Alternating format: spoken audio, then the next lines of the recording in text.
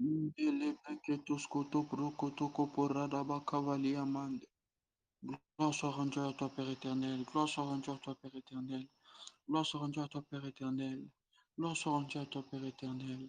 Ishkato bokonda rabaka parabasaya. Dondolo broskotoko parabakanta radevehe. Mindelo liveli abakaze tekea. Gloire soit rendue à toi, Père éternel. Gloire soit rendue à toi, Père éternel. Gloire soit rendue à toi, Père éternel. Merci pour ta fidélité. Merci pour ta grandeur. Merci pour ta grandeur. Merci pour ta grandeur. Merci pour ta grandeur. Merci pour ta grandeur. Et shakaparakatozo payamande. Ile kundo robo kanda brade kebelia. No bakazi le go de valabakanzi indoloko. Mili barade ketolo dizavane mendere beshatakapaya. Gloire soit rendue à toi, Dieu Tout-Puissant. Merci Seigneur Jésus. Oh, est-ce que quelqu'un peut déjà commencer à prier? J'aimerais qu'en ce jour, que tu te mettes déjà à prier, que tu puisses monter, faire monter de l'encens, que tu puisses faire monter la reconnaissance vers l'Éternel. Merci, oh Dieu, pour ta grâce. Merci, oh Dieu, pour ta grâce. Tu as été avec nous dès le premier jour. Merci pour ta fidélité et ta miséricorde. Tu as été avec nous le premier jour. Tu es avec nous aujourd'hui à la clôture.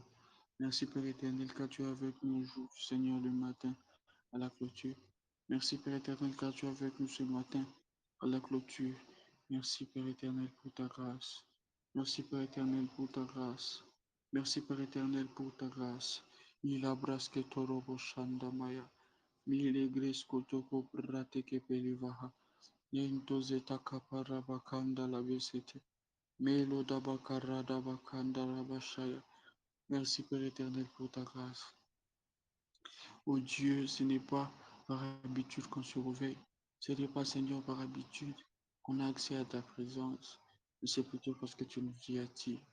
Tu nous attires chaque matin dans ta présence. Tu as, Seigneur le Tout-Puissant, soufflé dans nos esprits le programme de nous réveiller ce matin. Et aujourd'hui, nous voici là devant toi. Oh la capara de kendemela de vara de cause. Itebredo kondo robo shanda mandara basaya. Mela braka toko para de veli mendele kebehe. Nul n'est comparable à toi, Père éternel. Nul n'est comparable à toi, El Elyon. Nul n'est comparable à toi, Lion de Juda. Nul n'est comparable à toi, Nzambe Yalola. Nul n'est comparable à toi, éternel Dieu des armées. Merci pour ta grâce. Merci pour ta fidélité. Merci pour ta grandeur. Merci au Dieu, car tu nous permets en ce jour de pouvoir avoir accès à quelque chose de fort, quelque chose de grand, quelque chose, Seigneur de Tout-Puissant, d'inédit, quelque chose qui va causer la délivrance de plusieurs. Merci Père éternel, parce que nous faisons, Seigneur de Tout-Puissant, partie des personnes que tu as, Seigneur le Tout-Puissant, réquisitionnées. Nous faisons partie des personnes que tu as attirées dans ta présence. Nous faisons partie, Seigneur, des personnes que tu as toi-même, Seigneur le Tout-Puissant, fait de sorte qui s'élèvent et qui se tiennent devant ta face. Il t'était, Seigneur le Tout-Puissant, le concours de ta volonté. Je ne pense pas qu'il aurait été possible que nous puissions, Seigneur le Tout-Puissant, être là. Mais si nous sommes là, en ce moment, en ce matin, en ce nouveau jour, c'est parce que tu nous as attirés toi-même. C'est parce que tu nous as attirés toi-même. C'est parce que tu nous as attirés toi-même. Gloire soit rendue à toi, Père éternel. Gloire soit rendue à toi, Dieu d'Israël. Gloire soit rendue à toi, Dieu tout-puissant. Gloire soit rendue à toi, Nzambe Alola. Gloire soit rendue à toi, fidèle et véritable. Merci, Père éternel, car si tu n'avais pas agi, si tu n'avais pas décidé, si, Seigneur Dieu Tout-Puissant, tu n'avais pas, sur le concours de ta volonté, voulu que nous puissions, Seigneur, en ce moment précis, avoir accès à ta présence, avoir accès, Seigneur Dieu Tout-Puissant, aux choses que tu as prévues pour nous, je ne pense pas qu'il aurait été possible pour tout et chacun d'entre nous de pouvoir, Seigneur de Tout-Puissant, faire ce que nous sommes en train de faire maintenant. L'envie de prier n'est pas normale. L'envie de prier n'est pas normale. Sacrifier son sommeil n'est pas normal. Se lever très tôt ce matin pour te dire merci, ce n'est pas normal. Alors merci car tu nous donnes la force. Merci car tu crées en nous le vouloir et le faire. selon ton bon plaisir. Merci car tu crées en nous le vouloir et le faire selon ton bon plaisir. Merci parce que peu importe ce qui nous arrive, peu importe ce que nous traversons, peu importe ce que nous pensons connaître, peu importe ce que nous dirons, peu importe ce qu'il y aura, peu importe ce qu'il y a, je sais une chose, une vérité reste constante. Tu es Dieu et ton règne n'a pas de fin. Tu es Dieu et ton règne n'a pas de fin. Tu es Dieu et ton règne n'a pas de fin. Tu es Dieu et ton règne n'a pas de fin. Gloire soit rendue à toi, Père éternel. Gloire soit rendue à toi, Roi de rois. Gloire soit rendue à toi, Dieu tout-puissant. Gloire soit rendue à toi, fidèle, fidèle, fidèle. Le Dieu en qui il n'y a ni changement, ni ombre de variation. C'est toi, le Dieu en qui nous voyons les choses s'accomplir, le Dieu par qui nous vivons, le Dieu qui nous attire dans sa présence, le Dieu qui fait de sorte que nous puissions avoir des moments privilégiés, des moments où nous nous lèvons et nous lui disons, Père, parlez-nous, parle à nos cœurs, et il s'élève de son trône et il nous parle. Le Dieu qui vient, Seigneur le Tout-Puissant, chuchoter à nos oreilles les paroles qu'il faut, les paroles qu'il faut.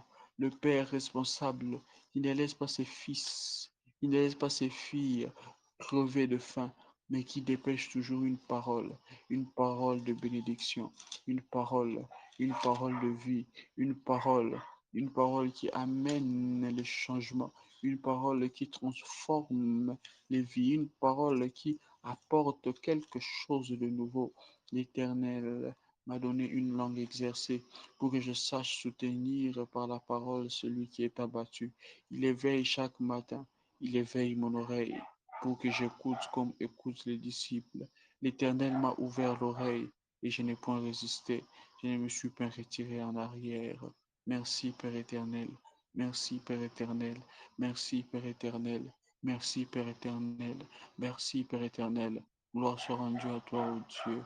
Gloire soit rendue à toi, ô Dieu, car tu as permis dans ton amour, dans ta bonté, dans ta fidélité, dans tout ce qui caractérise, Seigneur de Tout-Puissant, la spécificité de tes œuvres. Tu as permis en ce jour que nous puissions nous tenir dans ta présence, que nous puissions nous tenir dans ta présence, que nous puissions tenir dans ta présence. Merci Père éternel, merci Père éternel, merci au Dieu, merci au Dieu. J'aimerais, au Lablas Katapaya, au nom de Jésus, au nom de Jésus. J'aimerais que nous puissions faire ce deuxième sujet de prière. J'aimerais que tu puisses dire, Seigneur, tu dis dans ta parole que la fin d'une chose vaut mieux que son commencement. Alors que la dose du matin et la dose du soir soient des doses qui seront en train de m'amener dans une nouvelle grâce. Je nous ai dit dernièrement, où nous savons d'ailleurs, que lorsque le Seigneur veut faire quelque chose de nouveau et qu'il veut faire entrer quelqu'un dans une autre dimension, le Seigneur lui adresse une parole. Le Seigneur lui parle. Jean, dans l'île de Patmos, dit qu'il y était simplement en train de rendre grâce, en train de prier. Il était là en train de faire des choses qui étaient normales, quelque chose qui n'avait rien à voir avec ce qu'il pensait pouvoir faire. Il dit dans Apocalypse chapitre 1, le verset 9, moi Jean, votre frère, qui a part avec vous à la tribulation et au royaume et à la persévérance en Christ. J'étais dans l'île appelée Patmos à cause de la parole de Dieu et du témoignage de Jésus-Christ. Le verset 10 dit, je fus ravi en esprit au jour du Seigneur et j'entendis derrière moi une voix forte comme la voix d'une trompette.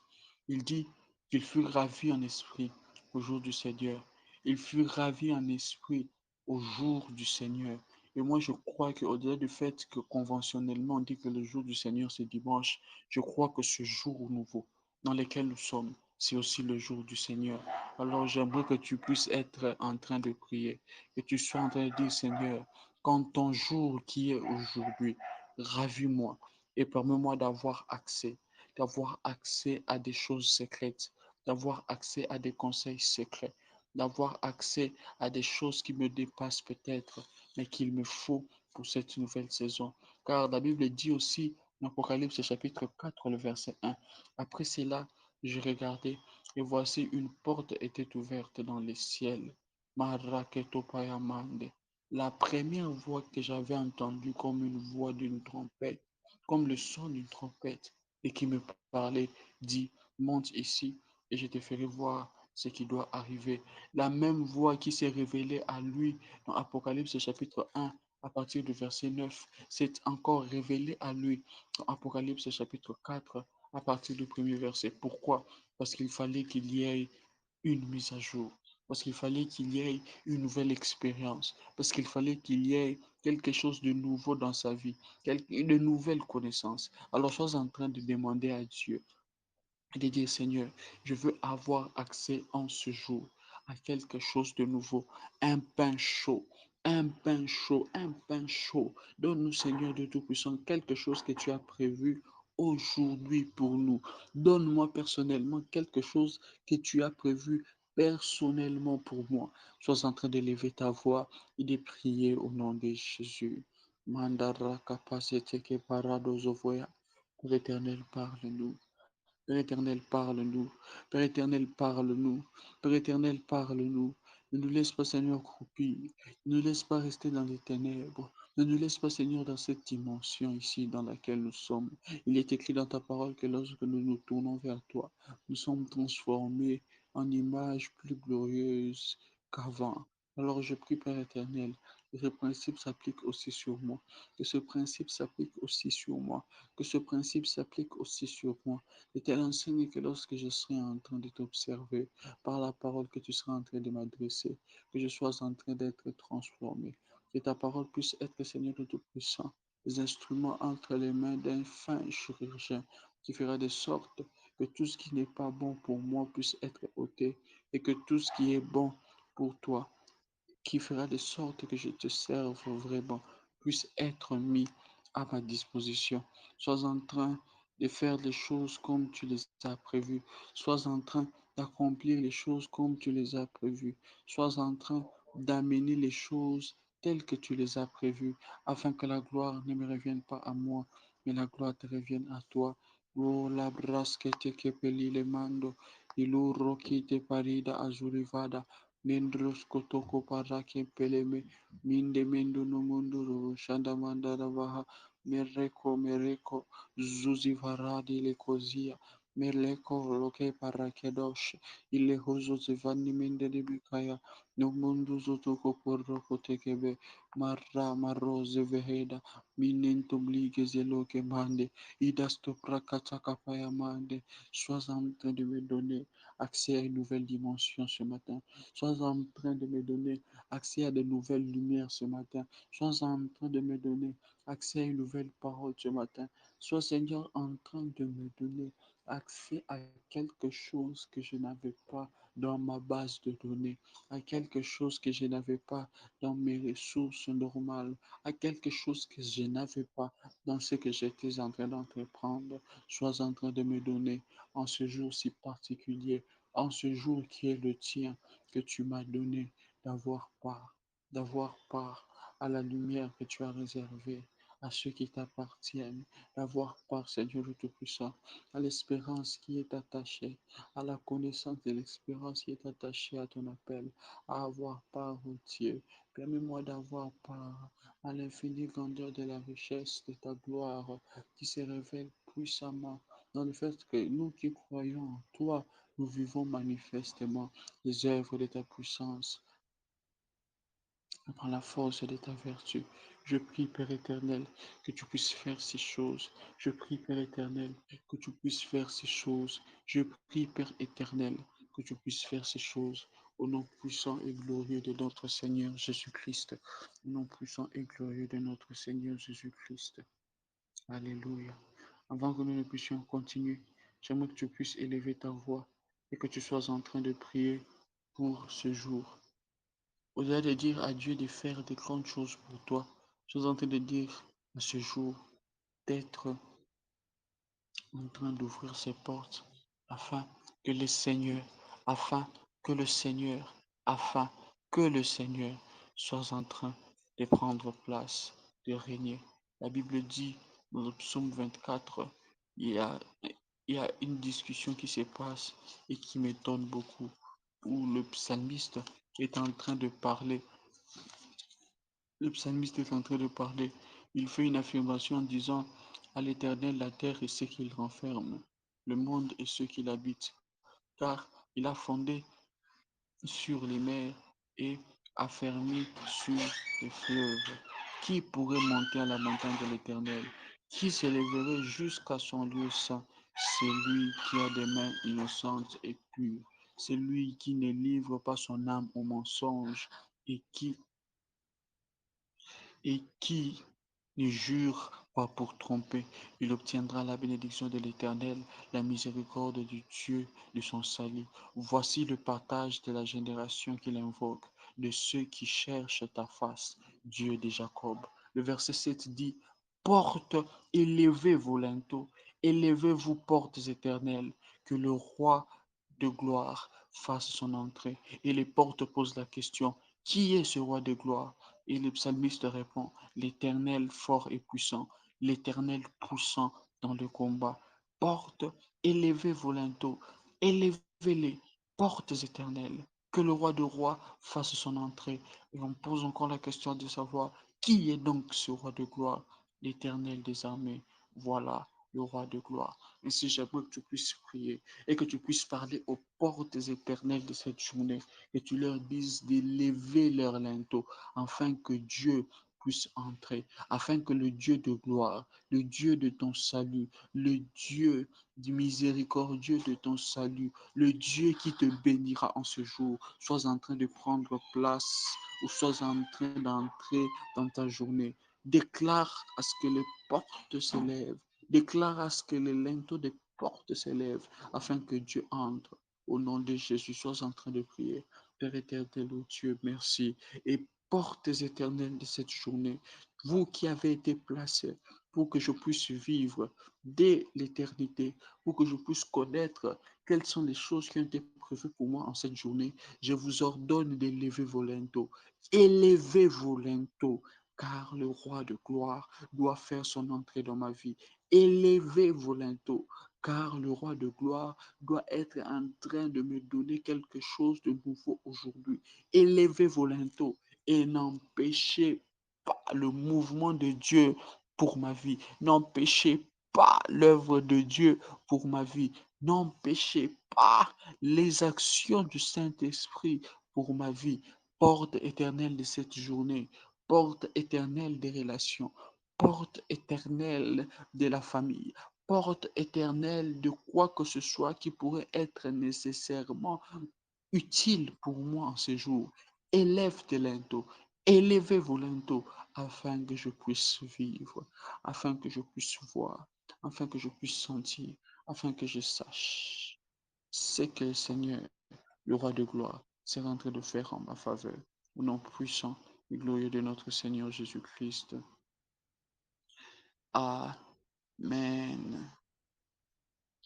Alléluia, alléluia, alléluia. Gloire soit rendue à Dieu pour ta présence. J'aimerais que tu puisses taper Amen pour que je puisse avancer avec quiétude. Écris Amen, Amen, Amen. Marakatuze parabashaya.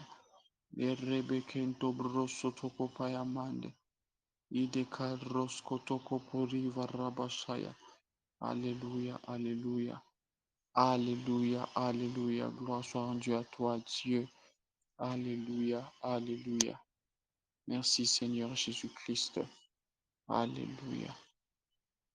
Donc comme vous le savez, aujourd'hui c'est notre troisième jour, le jour de notre clôture. Clôture de ce grand et merveilleux programme que nous organisons sur Telegram. Ce programme, Réunion du Réveil, autour du thème et le Christ éclairera. J'aime ce que le Seigneur est sur le point de faire pour quelqu'un. J'aime ce que le Seigneur est sur le point de faire pour toutes les personnes qui vont se donner la peine d'entendre les paroles et de réécouter ce que nous sommes en train de partager aujourd'hui. Alléluia. Que la gloire soit rendue à Dieu. J'aime le fait que Dieu sera en train d'agir puissamment. J'aime le fait de savoir que le Seigneur sera en train de surprendre même une vie. Le Seigneur sera en train d'amener une délivrance dans la vie de quelqu'un. Il y a un vent de réveil qui a été disponibilisé pour quelqu'un en ce mois de mars. Et si c'est toi, j'aimerais que tu puisses écrire encore Amen. Il y a un vent de réveil que le Seigneur a prévu pour quelqu'un en ce mois de mars. Et si tu crois que c'est toi, j'aimerais que tu puisses dire Amen. Ainsi, je te dis bienvenue à notre réunion, le troisième jour de notre réunion de réveil. Et j'aimerais vous parler sur un sujet qui me tient vraiment à cœur. Je remercie le Seigneur aussi pour l'intervention de la servante de Dieu Raïssa hier. C'était glorieux, c'était consistant, c'était nécessaire, c'était calme, mais c'était ce qu'il fallait qu'on entende. Et je pense qu'elle a travaillé vraiment et elle a atteint les objectifs que le Seigneur avait assignés. Oui, oui, je crois qu'elle a atteint ces objectifs-là parce que je me suis retrouvé dans le message et je suis sûr que chaque personne qui a été présente pendant l'intervention de la servante de Dieu et qui réécouteront sûrement son message se retrouveront, sauront se retrouver. Alléluia, alléluia. Ainsi aujourd'hui, j'aimerais parler en enchérissant sur ma première intervention. La première intervention, si je dois donner un sous-thème à ma première intervention, c'est réveille-toi car ils t'attendent. Réveille-toi car ils t'attendent. Et lorsque j'étais en train de parler, j'ai beaucoup plus mis de l'emphase sur, sur le fait que notre réveil était nécessaire pour les gens de notre génération. J'ai beaucoup plus mis de l'emphase en parlant, par exemple, du fait que si, par exemple, il arrivait que Jésus n'avait pas été ou n'avait pas fait ce qu'il avait eu à faire pour amener le réveil dans sa génération, nous, ici à Kinshasa, nous ne serions peut-être pas parmi les personnes qui allaient bénéficier de la main ou de la grâce de Dieu. Mais, excusez, mais par la grâce de Dieu, le Seigneur n'a pas agi avec complaisance. Le Seigneur n'a pas agi avec je ne sais quelle légèreté. Non, il a fait ce qu'il fallait pour que nous puissions bénéficier. Les œuvres que tu poses aujourd'hui ont des répercussions dans, dans, dans, dans le futur, dans une portée que tu n'as jamais imaginée. Si Abraham n'avait pas cru contre toute espérance, le peuple d'Israël n'allait pas voir le jour. Mais le fait qu'Abraham ait cru et qu'il s'est relevé ou qu'il s'est réveillé, il s'est fait qu'il y a eu quelque chose de nouveau qui soit arrivé ou qui est apparu dans la génération. Si Pierre n'avait pas accepté de suivre le Christ, alors que le Christ lui disait, suis-moi, je ferai de toi un pécheur d'homme, je ne sais pas ce qui se serait passé peut-être au jour de la Pentecôte. Peut-être qu'il y aurait eu quelqu'un d'autre qui serait en train de prêcher ces jours-là. Mais Pierre allait rater complètement sa destinée. Mais Pierre allait rater complètement sa destinée. Si tu crois en cela, j'aimerais que tu puisses écrire avec moi au nom de Jésus, je me réveille car ils m'attendent. Au nom de Jésus, je me réveille car ils m'attendent. Il y a des personnes qui t'attendent. Il y a une génération qui t'attend. Il y a des vies qui t'attendent. Hier, la servante de Dieu a mis de l'emphase sur le fait que si nous sommes aujourd'hui enfants de Dieu, ce n'est pas seulement pour nous-mêmes. Si aujourd'hui nous sommes enfants de Dieu, ce n'est pas seulement pour nous-mêmes, mais c'est aussi d'abord parce que le Seigneur veut qu'il y ait des personnes qui soient sauvées au travers de nous, qu'il y ait des personnes qui parviennent à la connaissance au travers de nous, qu'il y ait des personnes qui parviennent à la vérité au travers de nous. Alléluia. Alléluia. Alors, ce moment de réunion que nous avons, que nous avons appelé réunion de réveil, et j'aimerais donner une définition à ça, vu que le premier jour, je ne l'ai pas donné. J'étais directement entré dans mon message, selon que l'Esprit nous avait poussé. Pour l'exhortation de ce matin, je serai vraiment posé, mais je serai aussi rapide, parce que j'ai beaucoup de choses à dire en peu de temps pour que nous puissions nous aligner et faire la volonté de Dieu. Alors, J'aimerais qu'avant que je puisse parler, que tu puisses déjà être dans une attitude de quelqu'un qui est en train de prier. Ne sois pas dans une attitude de quelqu'un qui écoute seulement. Refuse le sommeil, mais sois en train de prier, de monter en langue de là où tu es, en train de te concentrer sur la présence de Dieu, en train de te concentrer sur la personne de Dieu, en train de te concentrer sur tout ce que le Seigneur est sur le point de faire pour ta vie. Sois en train de refuser toute distraction, car ce qui sera dit ici est très important. Amen. Voilà, je disais, la réunion du réveil, c'est un moment prévu par Dieu pour permettre à toute personne qui sont sensibles à sa voix et qui y participeront d'avoir part, premièrement, au salut, deuxièmement, à la délivrance, et troisièmement, au réalignement avec le plan initial de Dieu pour tout un chacun, mais aussi pour nous tous. Je répète, c'est un moment prévu par Dieu pour permettre à ce que toute personne qui va y participer et qui est sensible à la voix de Dieu ait part au salut, à la délivrance et au réalignement par rapport au plan initial de Dieu pour sa vie, mais aussi pour nous tous.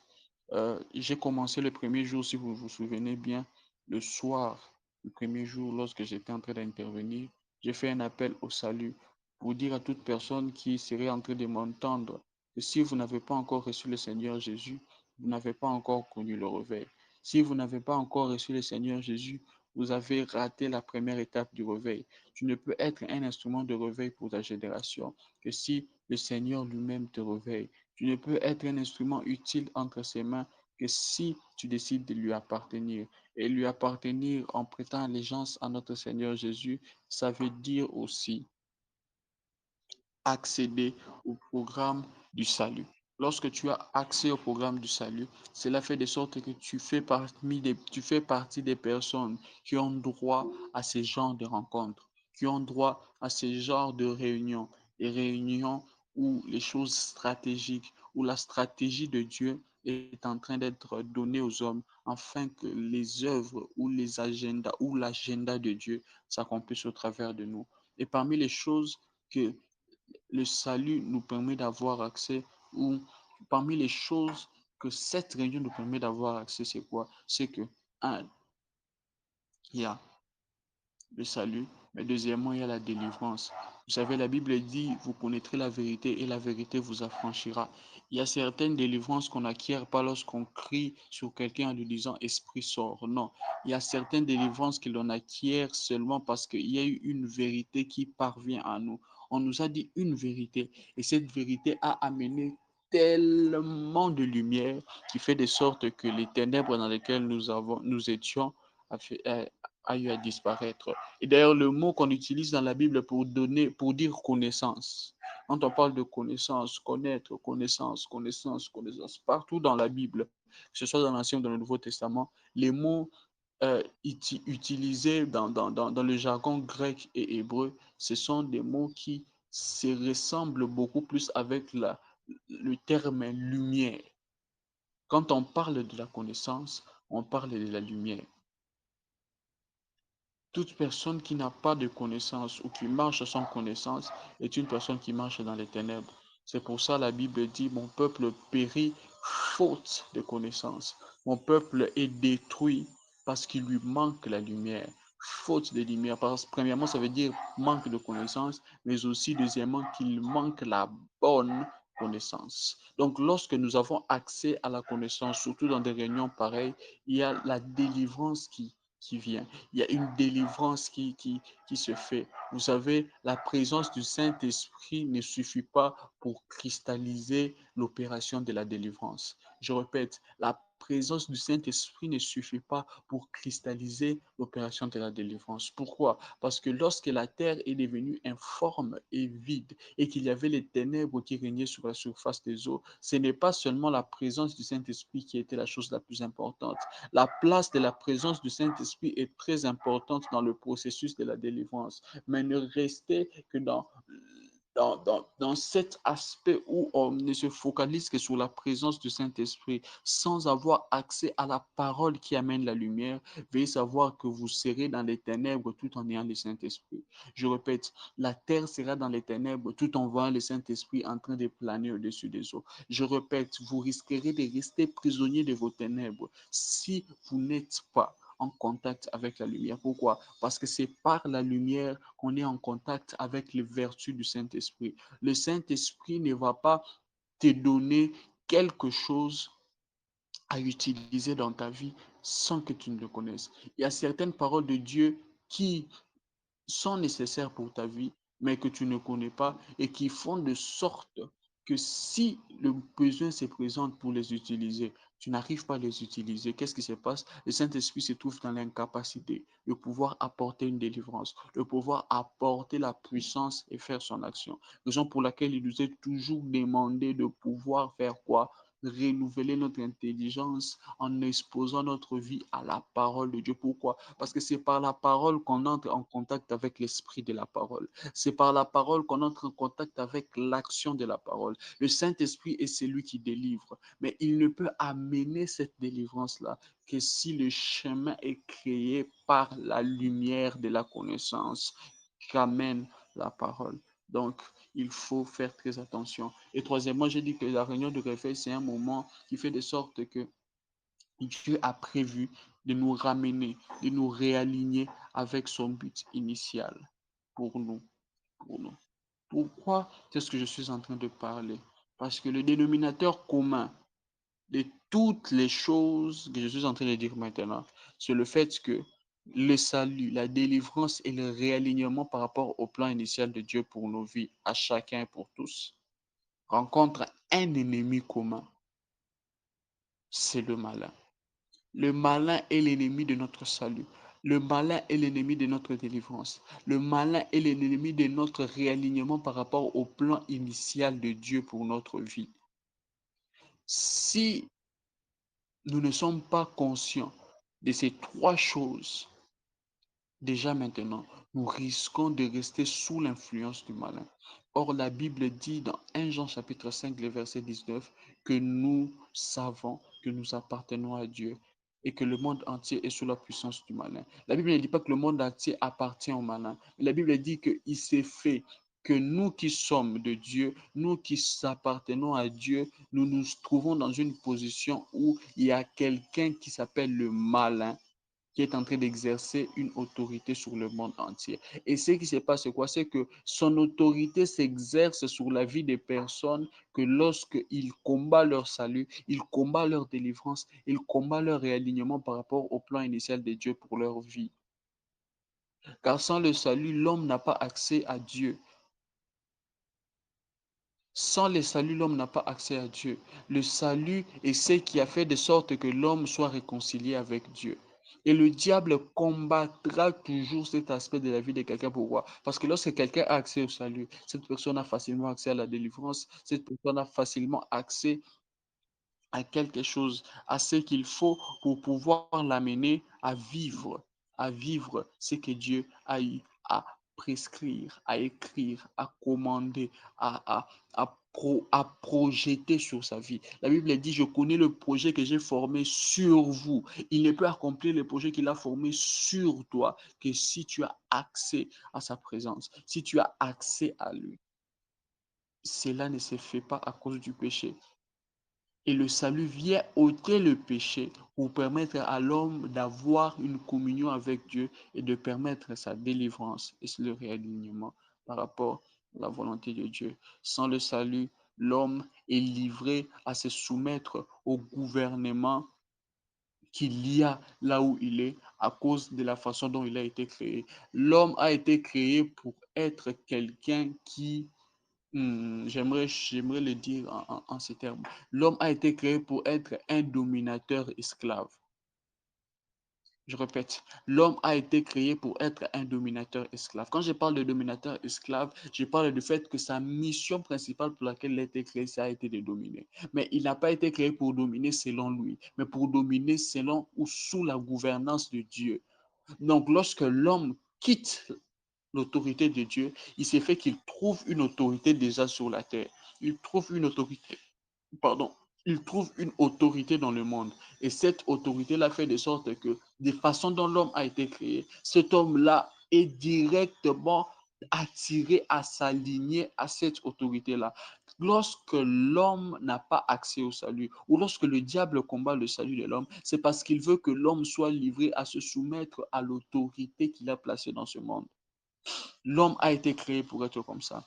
L'homme ne domine pas selon lui. L'homme domine selon l'esprit qui domine sur lui.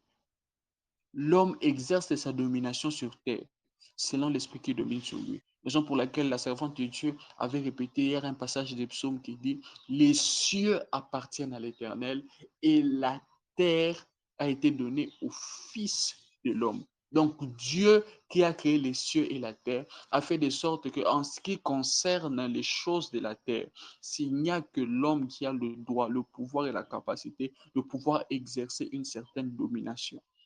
Donc Dieu ne peut dominer sur la terre que par un homme.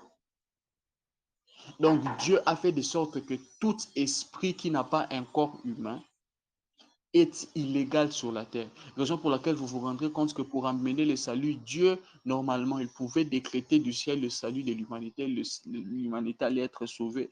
Mais il ne l'a pas fait. Pourquoi? Parce qu'il a fallu qu'il devienne d'abord homme, afin de pouvoir faire entrer cette réalité du salut dans la dimension, dans la réalité, dans la vie de l'homme.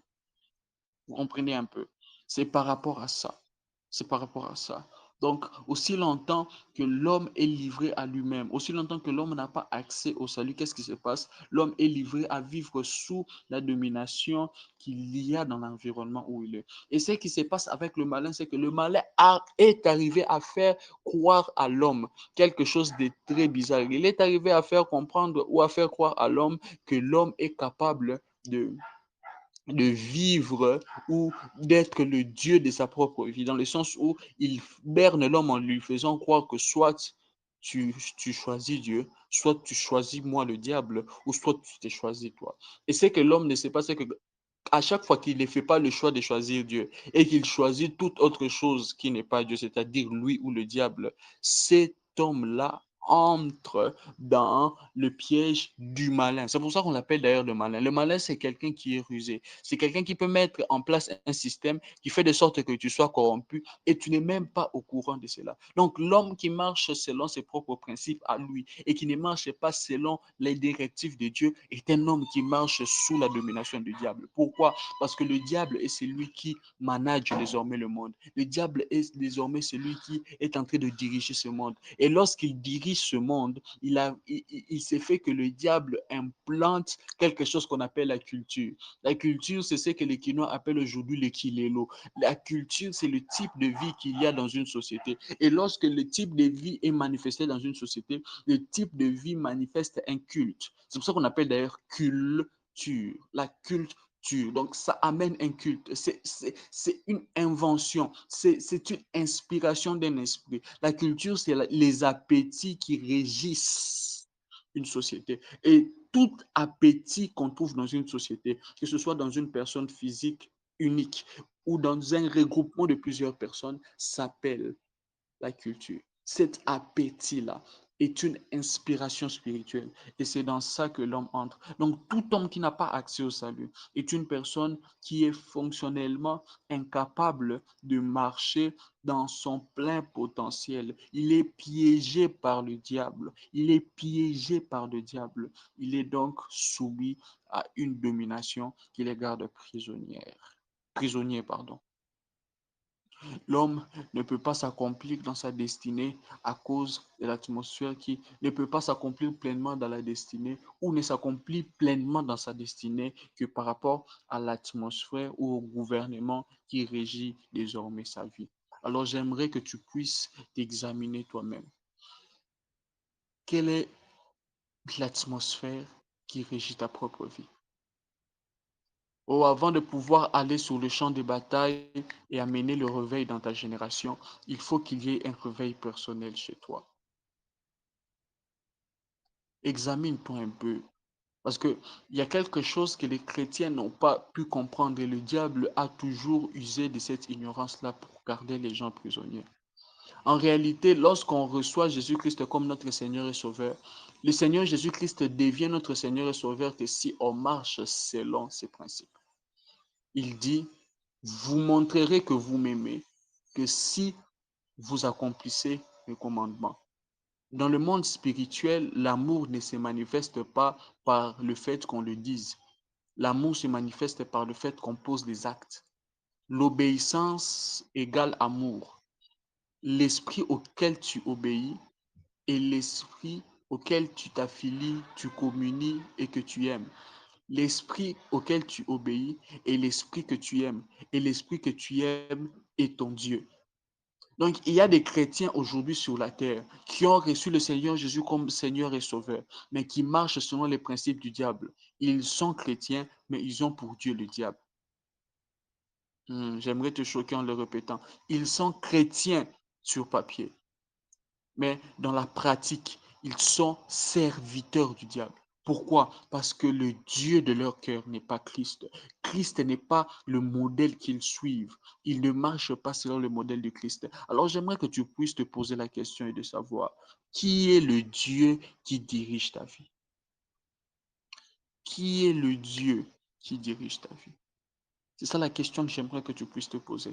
Là, si tu ne te poses pas les bonnes questions, tu ne trouveras pas les bonnes réponses. Si tu ne te poses pas les bonnes questions, tu ne trouveras jamais les bonnes réponses. Tu peux être un instrument de réveil puissant, écrit depuis l'éternité, pour que tu puisses accomplir cela dans le temps. Mais le diable, sachant que l'homme est désormais porté à vivre selon les appétits qui se trouvent dans son environnement, le diable, dans sa malice, a créé un système qui est en train de pervertir les hommes. Il y a de ces personnes ici, Christ en parle dans une des paraboles où il expliquait le royaume. Il dit, il y aura des personnes qui viendront dire, Seigneur, Seigneur, nous avons travaillé pour toi, nous t'avons servi, nous te disions sûrement peut-être que nous t'aimons. Nous étions, Seigneur, en train de chasser les démons en ton nom. Nous étions en train de prophétiser. Nous étions en train de faire ceci. Nous avons apporté un réveil dans notre génération. Et le Christ leur dira, je ne vous connais pas. Pourquoi est-ce que le Christ le dira? Il continue en disant, serviteur de l'iniquité. Soit tu es serviteur de Christ, soit tu es serviteur de l'iniquité. Le réveil vient mettre de l'emphase, vient mettre la lumière, vient mettre la démarcation entre ton besoin de servir Dieu et ton besoin de servir ton appétit. Et là où ton appétit te pousse n'est pas toujours là où Dieu veut que tu sois. Parce que l'appétit, comme je l'ai dit, est confectionné par rapport à la culture. Et la culture dans laquelle nous sommes aujourd'hui est une culture inspirée par le diable. Ainsi, tu dois rechercher premièrement le royaume des cieux et sa justice. Quand on dit et sa justice, c'est aussi et sa culture. Et le reste que tu es en train de rechercher sur la terre te sera donné.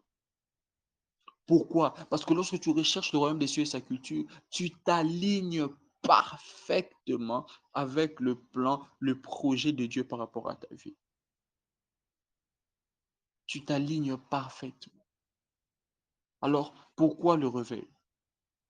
Pourquoi le réveil? Pourquoi est-ce qu'on est en train de chercher à nous parler du réveil? On nous dit, et le Christ nous éclairera dans une réunion de réveil. Pourquoi? Pourquoi est-ce qu'on est en train de le dire? Prenons très rapidement Matthieu chapitre 16. C'est maintenant que j'entre dans mon message. Et mon sous-thème, si je ne l'ai pas dit au début, c'est revenir sur le sous-thème que j'avais eu le premier jour, le soir. Réveille-toi car ils t'attendent. Mais aujourd'hui, je ne vais pas parler de la génération qui t'attend. Il y a aussi une autre personne ou un autre camp ou un autre type, une autre civilisation, un autre système qui t'attend. Et j'aimerais que tu puisses prendre conscience de ça maintenant. Matthieu chapitre 16, à partir du 13e verset, nous allons lire jusqu'au 18e verset. La Bible dit, Jésus étant arrivé dans le territoire de Césarée et de Philippe, demande à ses disciples, qui dit-on que je suis, moi, le Fils de l'homme? Ils répondirent, les uns dirent, tu es Jean-Baptiste, les autres Élie, les autres Jérémie ou l'un des prophètes. Et vous, leur dit-il, qui dites-vous que je suis? Simon-Pierre répondit, tu es le Christ, le Fils du Dieu vivant. Jésus, reprenant la parole, lui dit, tu es heureux, Simon, fils de Jonas, car ce ne sont pas la chair et le sang qui t'ont révélé cela, mais c'est mon Père qui est dans les cieux. Et moi, je te dis, tu es Pierre, et sur cette pierre, j'ai bâtirai mon église, et que les portes de séjour de mort ne prévaudront point contre elle. Les portes de séjour de mort ne prévaudront point contre elle. Pourquoi est-ce que nous avons besoin du réveil dans cette génération? Pourquoi est-ce que nous avons besoin du réveil aujourd'hui? Pourquoi est-ce que le Père, le Christ nous appelle en nous disant, réveille-toi, toi qui dors, lève-toi d'entre les morts et le Christ t'éclairera. Pourquoi est-ce que cette parole-là nous est adressée? Pourquoi? Premièrement, j'aimerais te dire, à la lumière du passage que nous avons lu, premièrement, que tu fais partie d'un projet plus grand que ton salut personnel. Tu fais partie d'un projet plus grand que ton salut personnel. Tu fais partie d'un projet plus grand que ton salut personnel. Le verset 18 de ce passage est en train de nous mettre en face d'une vérité. Christ n'est pas venu pour pouvoir sauver les hommes seulement. Ou le plus grand objectif que Christ était en train de poursuivre par son œuvre ici sur la terre n'était pas d'abord le salut des gens, mais c'était parvenir à créer une société, créer un environnement, créer une place, créer quelque chose qu'on appelle l'Église. Christ est venu sur la terre pour donner naissance à l'Église. Je te répète encore cela. Christ est venu sur la terre pour donner naissance à l'Église. Pour entrer à l'Église, il faut avoir accès au salut. Donc, Christ n'est pas seulement venu te sauver toi, mais Christ est venu te recruter pour entrer dans l'Église. Christ n'est pas seulement venu pour que tu puisses avoir la vie éternelle. Christ est venu pour que, au-delà d'avoir la vie éternelle, que tu fasses partie d'un système, d'un réseau qu'on appelle l'Église. Et que veut dire Église? Le mot Église, en grec, c'est le mot ecclésia. Et lorsque nous cherchons à définir le mot ecclésia dans l'Église, nous avons deux mots qui reviennent. Il y a le mot ek et puis le mot clésis. Ek veut dire hors de. Ecclésis veut dire appelé. Donc l'Église, c'est une assemblée de personnes qui sont appelées hors de quelque part. L'Église, c'est l'assemblée des personnes appelées hors de quelque part. Et si nous sommes dans le monde et que ce monde est sous la puissance du malin, l'Église est l'assemblée de personnes que Christ appelle hors du monde. L'Église est l'assemblée de personnes que Christ appelle hors du monde. Mais ce qui me fait mal, c'est que le Christ le dit aussi dans Matthieu. Il dit qu'il y a beaucoup d'appelés, mais très peu d'élus. L'élection n'est pas une élection que toi-même, que Dieu aimé seulement dans le ciel. L'élection, c'est aussi par rapport à ce que tu fais ici sur la terre. L'élection, c'est ce qui te qualifie à rester utile pour son agenda ou à être inutile et te disqualifié par rapport à son agenda. Christ a fondé l'Église. Christ est mort sur la croix pour donner naissance à l'Église. Christ est venu pour créer un système. Christ est venu pour bâtir l'Église.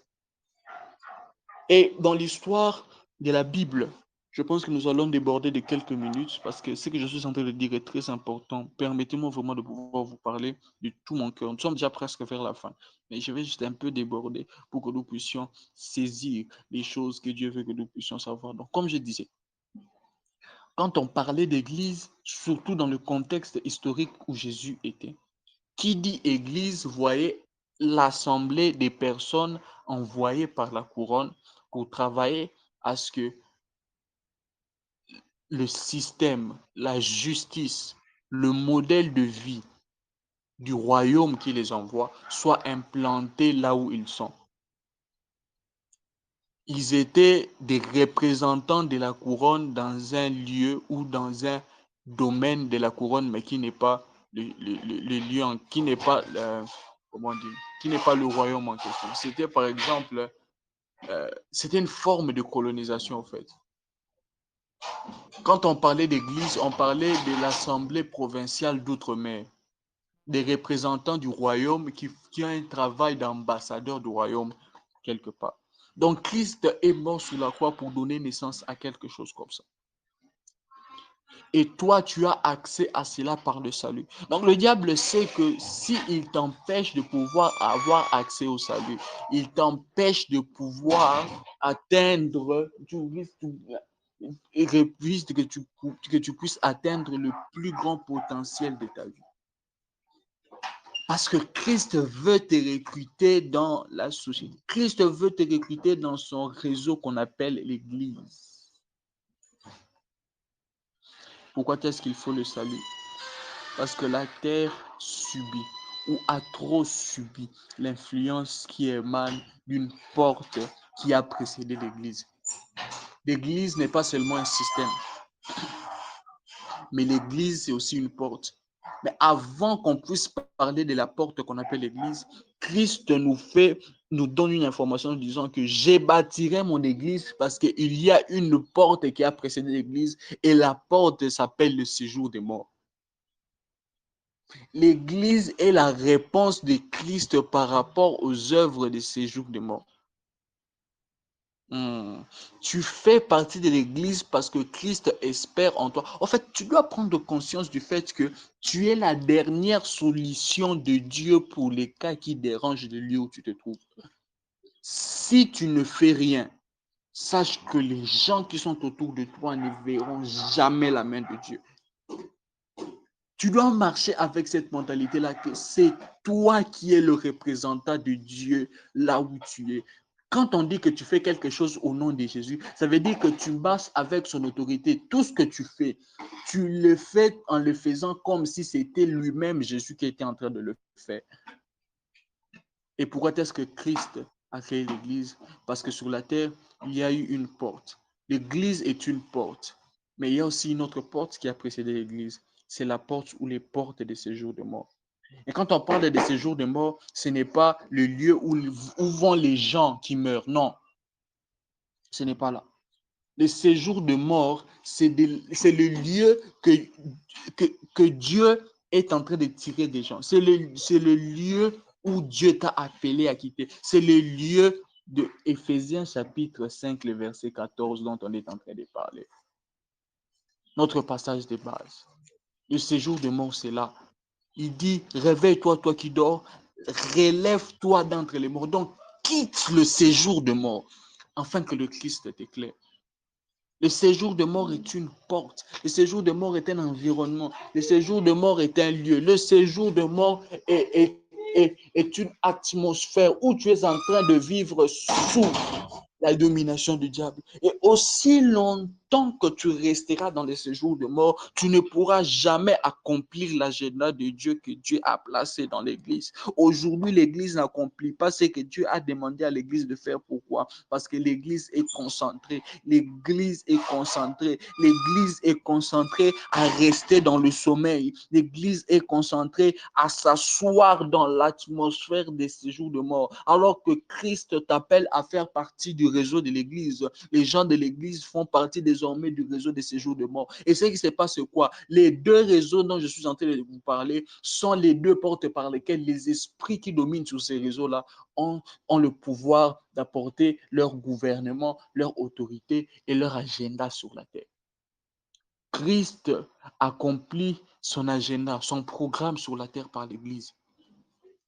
Et le malin accomplit son agenda sur la terre par ceux qui sont dans les séjours de mort.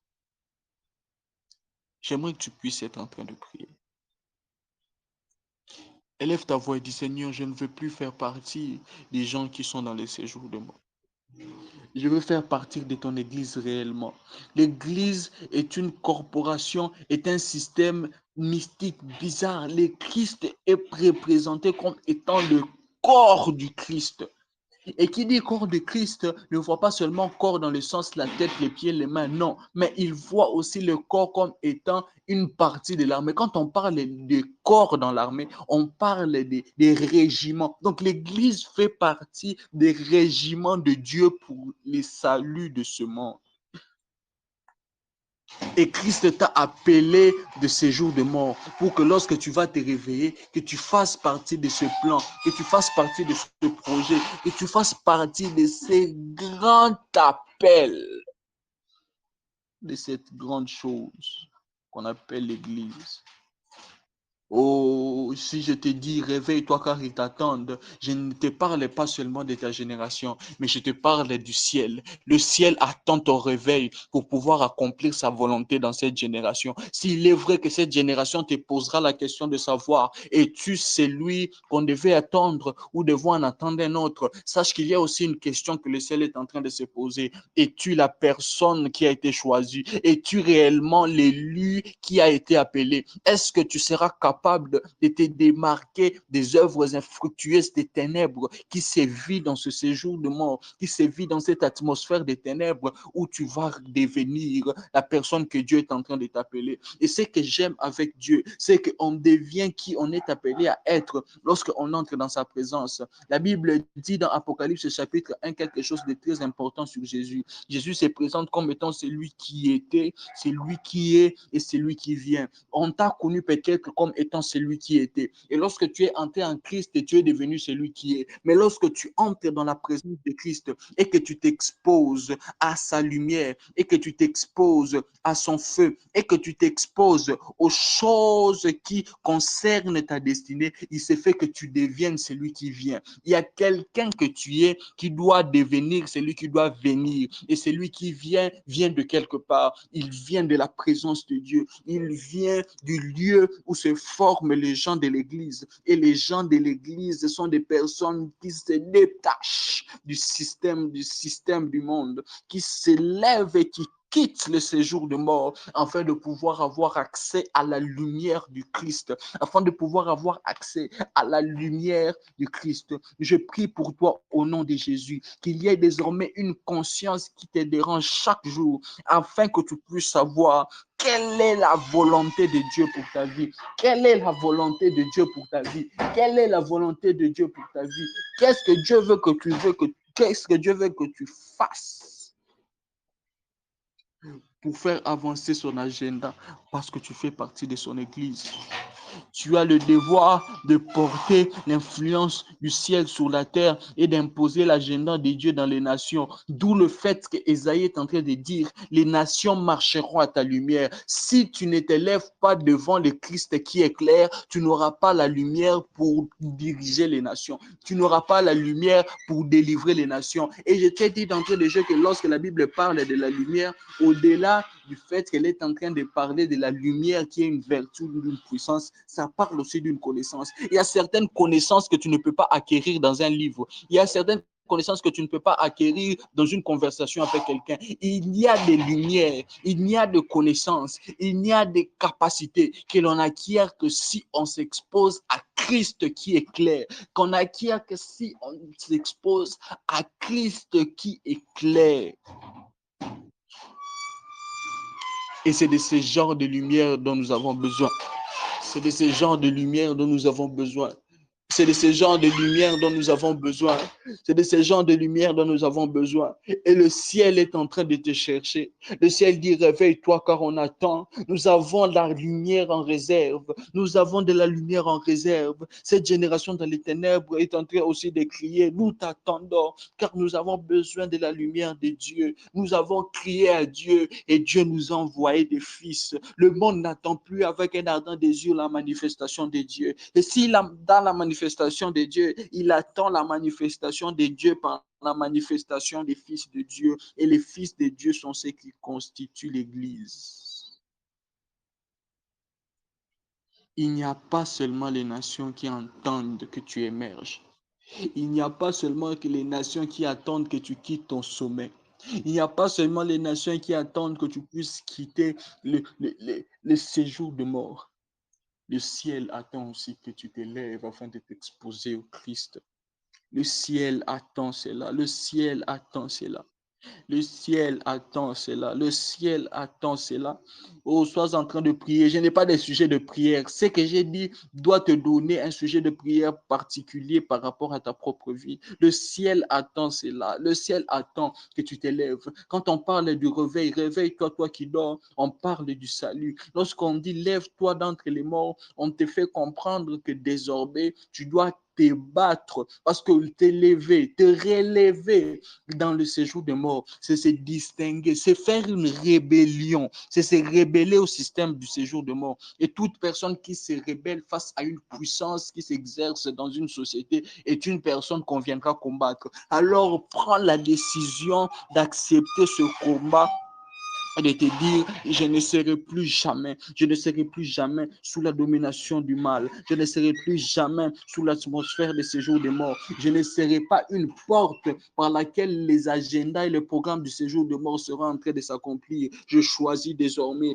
d'être une porte par laquelle l'agenda de Dieu, par laquelle le programme de Dieu, par laquelle la volonté de Dieu sera en train de s'établir dans ma société, sera en train de s'établir dans ma famille, sera en train de s'établir parmi mes amis, sera en train de s'établir par mon église, sera en train de s'établir par mes œuvres, dans mon travail, partout où je serai la porte des cieux, je serai ces lieux où la volonté de Dieu sera en train de s'exprimer, où la volonté de Dieu sera en train de sortir pour atteindre les gens, où la lumière de Dieu sera en train de dissiper les ténèbres, dissiper les ténèbres, dissiper les ténèbres. On dit Christ a été loin d'esprit et de force et il allait de lieu en lieu, faisant premièrement le bien et puis deuxièmement délivrant toutes les personnes qui étaient sous l'emprise du malin, guérissant toutes les personnes qui étaient sous l'emprise du malin. Tu as cet appel-là de faire le bien dans ta société. Tu as cet appel-là de faire le bien parmi les gens où tu te trouves. Faire le bien, ce n'est pas leur donner l'argent. Faire le bien, c'est leur mettre en contact avec le salut. Faire le bien, c'est les mettre en contact avec ce qu'il faut pour eux. Faire le bien, ce n'est pas agir en religieux. Faire le bien, c'est savoir que je suis un agent, une agence et un agent du ciel pour ma génération. Et aussi longtemps que je resterai dans ce péché, aussi longtemps que je refuserai de me convertir, aussi longtemps que je serai soumis à la puissance du monde, aussi longtemps que je veux rester dans la paresse, aussi longtemps que je ne prendrai pas le risque d'avoir le courage et de chercher l'onction, je serai en train d'être pour cette génération une porte de séjour de mort. Or, je ne suis pas appelé à être une porte de séjour de mort. Je ne suis pas appelé à être une porte de séjour de mort. Je suis appelé à être un instrument de réveil, un instrument de réveil, un instrument de réveil, un homme en réveil, un homme éveillé, un homme qui se lève et qui apporte ce réveil dans sa génération. Alors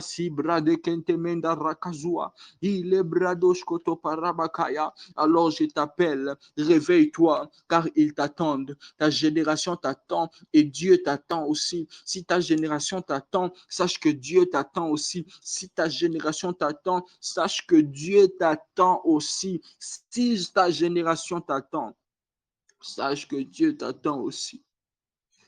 Oh, Rakasapayamande. Seigneur, tu m'as fait grâce d'avoir accès à certaines informations, à certaines connaissances. Normalement, je ne pouvais pas avoir.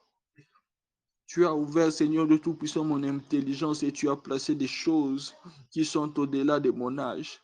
Je prie que la même grâce puisse être accordée à toutes les personnes qui écoutent ma voix maintenant et qu'ils puissent savoir, Seigneur Dieu Tout-Puissant, qu'ils sont dans une guerre et que cette guerre ne s'arrêtera que le jour où tu viendras. Et aussi longtemps qu'ils seront en train de vivre, ils seront là en train de combattre, combattre pour être la lumière du monde et le sel de la terre, lumière face aux ténèbres, sel de la terre, afin d'empêcher que la corruption puisse avancer encore de plus en plus. Le sel a la capacité d'arrêter la pourriture. Et en tant que sel de la terre, nous allons nous lever contre la pourriture qu'il y a dans ce monde. Nous allons combattre contre les forces des ténèbres, non pas par notre force, mais par ta force, ô Saint-Esprit. Par ta force, ô Saint-Esprit. Et rakato parabashate. Et libre ajoute que paliamande. Oh mon Dieu.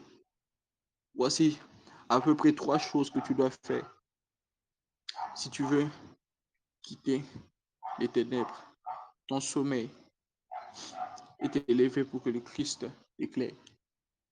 La première des choses, c'est que tu dois abandonner les œuvres des ténèbres. Si tu lis Ephésiens chapitre 5 à partir du premier verset, on est en train de mettre en face les œuvres des ténèbres et les œuvres de lumière. Si tu n'abandonnes pas les œuvres des ténèbres, tu ne sauras pas sortir du séjour de mort. Car dans le séjour de mort, les œuvres qui s'y accomplissent ne sont que œuvres des ténèbres. Si tu refuses de quitter les œuvres des ténèbres, les fruits que tu seras en train de porter seront des fruits qui seront en train d'ouvrir une porte pour que le séjour de mort puisse trouver plus de force et des personnes à réduire en esclavage. À réduire en esclavage. Que l'impudicité, qu'une espèce d'impureté, que la cupidité ne soient même pas nommées parmi vous, ainsi qu'il convient à des saints.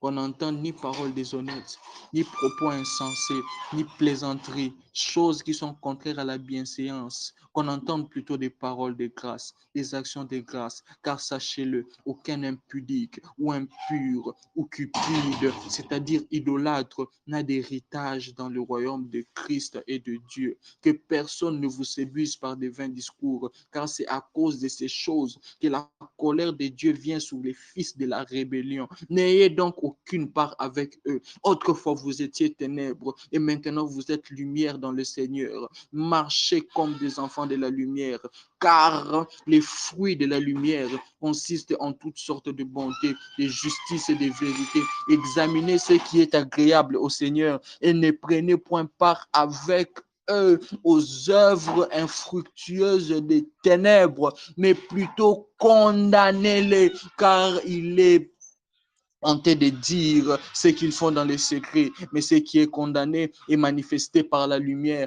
car tout ce qui est manifesté est lumière. C'est pour cela qu'il est dit, réveille-toi, toi qui dors, relève-toi d'entre les morts, et Christ t'éclairera, et Christ t'éclairera, et Christ t'éclairera, et Christ t'éclairera. La deuxième des choses, après avoir abandonné les œuvres infructueuses des ténèbres, tu as le devoir de chercher le Christ. Oh oui, tu as le devoir d'avoir accès à Christ. Il y a certains niveaux de Christ qu'on acquiert juste en s'élevant. On s'élève et on a accès à Christ. Mais il y a certaines dimensions de Christ qu'on acquiert que lorsqu'on le cherche. Et qui dit Christ, le mot Christ ne veut pas dire seulement la personne de Christ. Mais Christ veut aussi dire deux choses de plus que la personne de Christ. Christ veut dire l'onction, mais ça veut dire aussi sa justice ou son fonctionnement. Cherche à comprendre la vie de Christ, mais cherche aussi à voir l'onction de Christ. Et l'onction de Christ ne s'acquiert pas lorsqu'on dort. L'onction de Christ ne s'acquiert pas lorsqu'on est laxiste. L'onction de Christ ne s'acquiert pas par un souhait. L'onction de Christ ne s'acquiert que si on va chercher cette onction-là. La Bible dit, Jésus dit à ses disciples, allez et faites de toutes les nations des disciples. Mais avant qu'il passe, il leur dit, restez encore là. Attendez jusqu'à ce que je puisse vous envoyer quelque chose. Et lorsque cette chose viendra sur vous, vous serez capable de pouvoir travailler comme une église puissante. Christ a fait 40 jours dans le désert pour recevoir l'onction. On dit après les 40 jours dans le désert, Christ a été revêtu de la puissance. Jésus a été revêtu de la puissance de Dieu. Et c'est là qu'il est devenu Christ. Et il est venu accomplir la volonté de Dieu dans sa génération. Les disciples sont restés 10 jours dans la chambre haute en train de prier dans un commun accord. Ils étaient là en train de prier et l'onction est venue sur eux. Non pas seulement l'onction, mais aussi le fonctionnement de l'onction. Quand on dit que l'onction vous enseignera toutes choses, quelles sont les choses que l'onction nous enseigne? L'onction nous enseigne comment fonctionner comme Christ. Cherche le Christ en étudiant sa personne. Cherche le Christ en étudiant son fonctionnement. Et cherche le Christ en cherchant l'onction. Je prie au nom de Jésus qu'une onction particulière soit en train de rester sur la vie de quelqu'un aujourd'hui.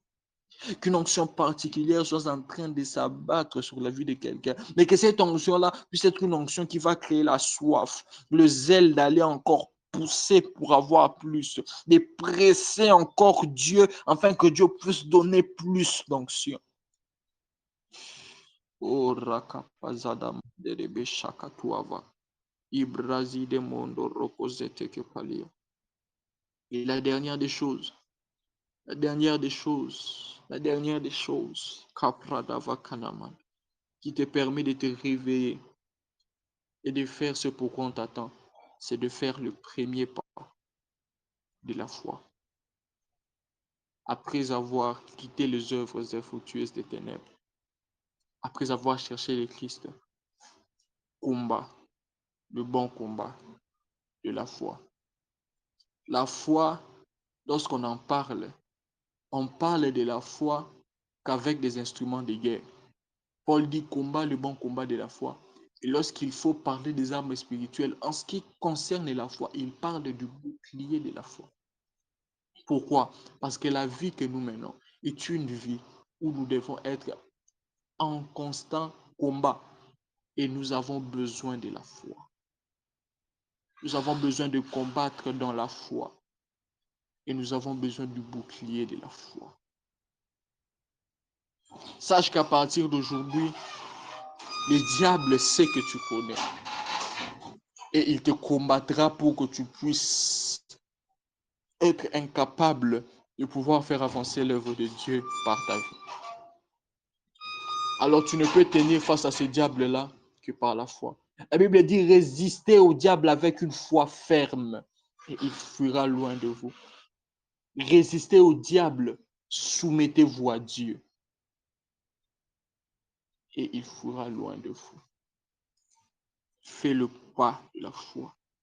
Je prie au nom de Jésus, Père, qu'une force soit accordée à quelqu'un afin qu'il puisse abandonner les œuvres des ténèbres, qu'il puisse quitter le monde, qu'il puisse quitter, Seigneur, le fait que son cœur refuse de se convertir, qu'il puisse quitter le péché, qu'il puisse quitter la paresse et qu'il prenne le risque de te chercher, qu'il prenne le risque de chercher qui est Christ, qu'il ait l'amour de Christ, qu'il cherche à comprendre qui est Christ, qu'il cherche à découvrir qui est Christ, qu'il cherche à comprendre et à voir chaque jour qui est Christ. Mais aussi qu'il prenne le risque d'avoir le courage de rendre témoignage de toi parmi ses frères. Je prie qu'aucun d'entre nous ne finisse ici comme étant une porte parmi les portes des séjours de mort. Que personne ici ne soit un hôtel par lequel le séjour des morts trouvera accès à la réalité des hommes, mais que nous puissions être un hôtel de l'Église, une colonne dans l'Église qui permettra à ce que toi, Dieu, sois en train d'agir dans cette génération. Oh Père éternel, merci. Merci pour ta grâce. Merci pour ta fidélité. Merci car tu nous exauces. Merci car tu écoutes nos prières. Au nom puissant et glorieux de notre Seigneur Jésus-Christ. Nous avons ainsi prié et nous disons gloire et louange à toi, Seigneur Jésus-Christ. Au nom de Jésus-Christ, nous avons ainsi prié. Alléluia. Que Dieu vous bénisse énormément. Que Dieu vous bénisse énormément. Alléluia.